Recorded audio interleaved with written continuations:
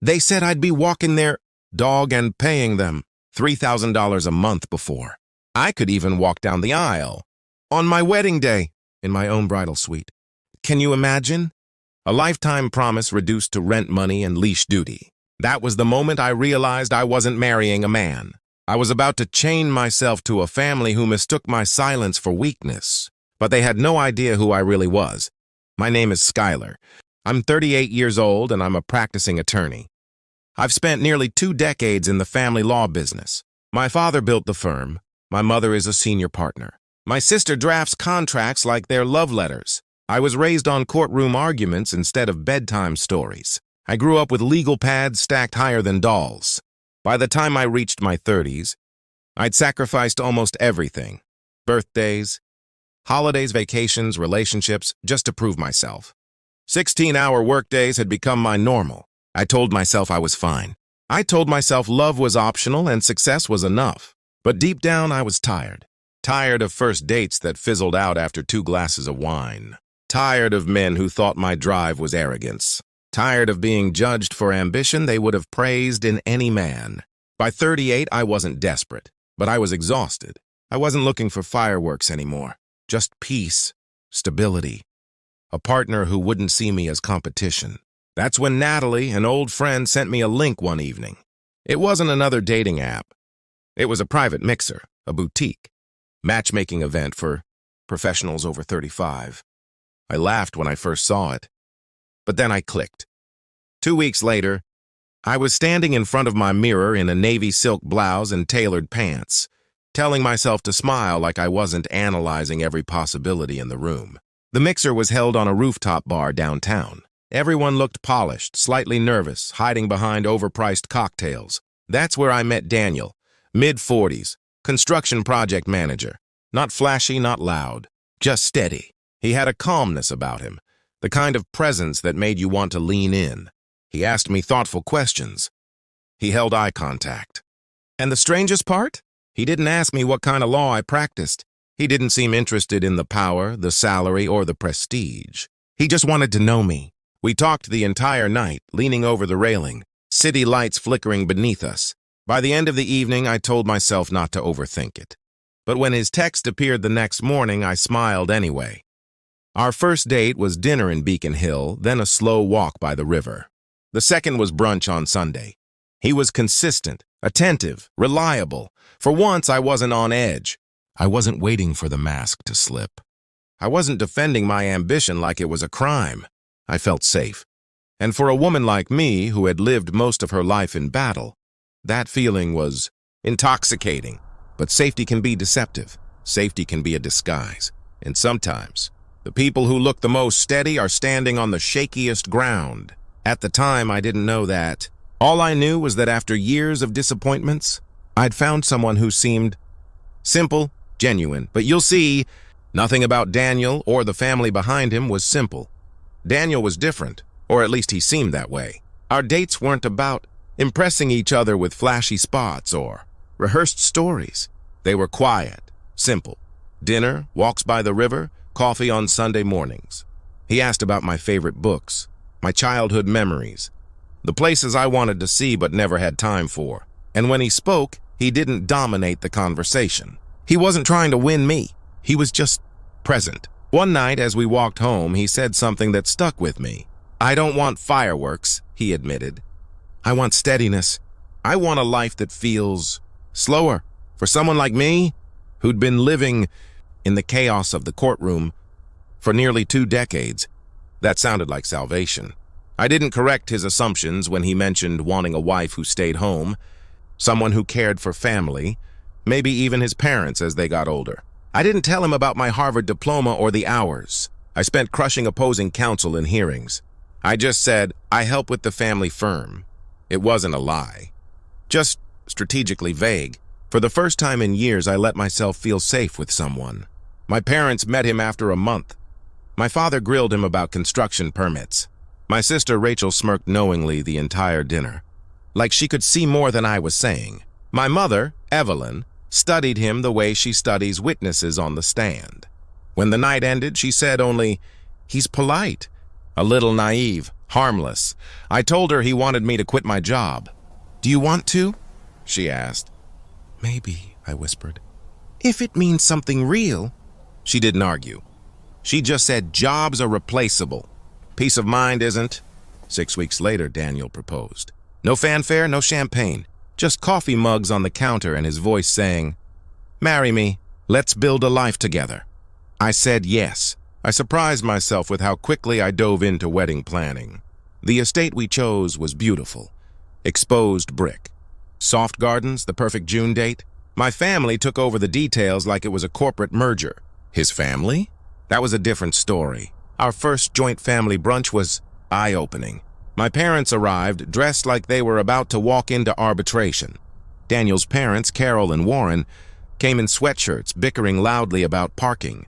When Carol saw me, she gave me a long once-over. "You're very polished," she said like it was a warning.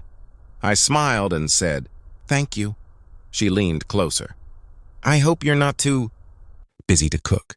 My Warren can't stand store-bought food. My mother cut in before I could answer.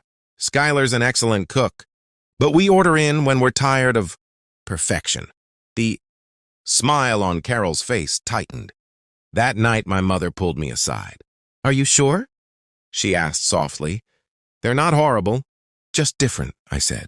She studied me with those sharp attorney eyes and replied, "They're not your problem now." "But they will be." I laughed it off. But the truth? A tiny knot formed in my chest, a whisper I didn't want to hear. At the time, I ignored it. I told myself love meant compromise. I told myself families didn't have to blend perfectly. I had no idea just how right my mother would be. The weeks after our engagement passed in a blur of fittings, tastings, and endless lists. On the surface, everything was perfect. Daniel smiled through each decision, nodding at menus, shrugging at flower arrangements, saying those same 3 words again and again, "Whatever you want." At first, I thought it was charming, easy, but slowly, it began to feel like something else, like absence, like surrender. I would ask about invitations, seating charts, even where we might live after the wedding, and he would just smile and say, "Whatever makes you happy." He wasn't deciding. He was deferring. And I started to wonder, what else would he defer? To me or to them? Because the truth was, Daniel came with a family unlike mine. My parents were lawyers, rational, strategic. His parents weren't. They didn't ask. They demanded. They didn't request. They expected. And Daniel, with his calm, quiet demeanor, seemed to fold every time. The first real glimpse of it came when we toured the penthouse I had leased for us. Floor-to-ceiling windows, polished wood, a view of the city I had worked my entire life to afford. "This is beautiful," I said, spinning slowly in the empty living room. Daniel's response? "My parents think houses are better for families." I laughed, thinking he was joking. But his tone told me otherwise. Still, I brushed it off. Love meant compromise, right? My mother caught me staring out the window that night and asked, "You're sure about him?" I nodded too quickly. "It's just stress." She didn't push. But she didn't believe me either. By the time June arrived, I felt like I was rehearsing someone else's life. I had the dress, the venue, the guests. On paper, it was perfect. Inside, I felt unsettled. The night before the wedding, I stayed at my parents' house. Rachel popped champagne, teasing me about becoming a wife. My mother pressed my gown one last time, smoothing the fabric with steady hands. We laughed, we toasted, we pretended everything was fine. "You ready?" Rachel asked. "I'm ready to rest," I answered. "To not argue every day," she smirked. "You don't argue. You cross-examine." The morning of the wedding was golden. Sunlight spilled through the bridal suite windows. Staff brought coffee and pastries. My gown hung like a cloud on its rack. Rachel adjusted my veil while my mother flipped through the ceremony program. "You look beautiful," she said without looking up. I smiled. "I'm not nervous. You shouldn't be. It's not court. You can say no if you want." "I'm not saying no," I whispered. She looked at me then, long and steady, as if reminding me that choices could still be made. That freedom was still mine. I didn't know then how much I would need those words. Because just as Rachel pinned the last piece of my veil, the door swung open without a knock. Carol and Warren walked in, uninvited, unbothered, smiling like they owned the room. The air shifted. Silence thickened. And in that moment, everything changed. Carol stepped into the bridal suite as if it belonged to her. Warren trailed behind, his smile polite but smug, the kind of smile that already assumed victory. My mother remained seated, her hands folded, her expression unreadable. Rachel froze near the vanity, unsure whether to intervene or fetch security. I stood in my gown, veil freshly pinned, voice steady but curious. "Is something wrong?" Carol's smile widened. "Nothing at all, dear. Just a few expectations to align before the ceremony." My mother rose slowly, her calm deliberate. "This isn't the place." Carol waved a dismissive hand. "Oh, it'll only take a minute." She clasped her hands together, clearing her throat like she was about to announce dessert options.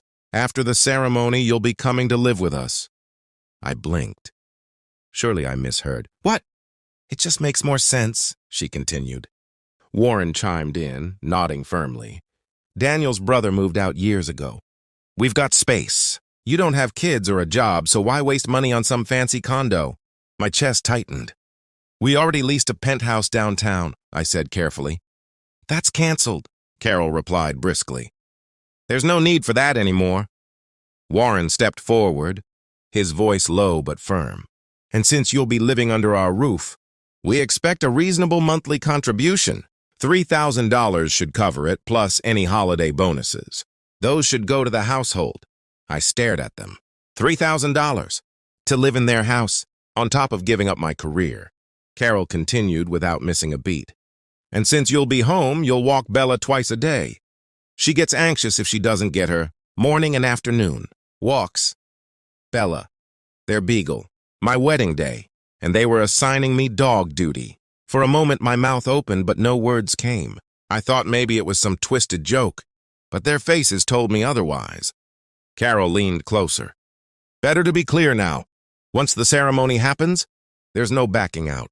My mother took a step forward, her voice cool, precise, like a cross-examination.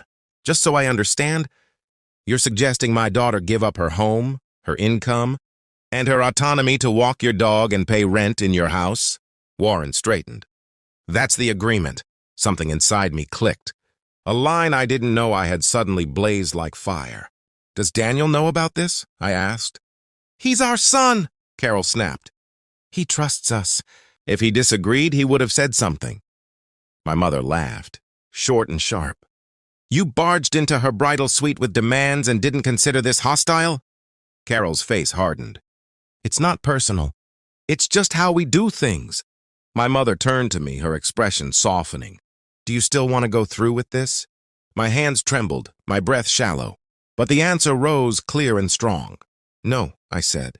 "No, I don't." Carol's face dropped. "Excuse me?"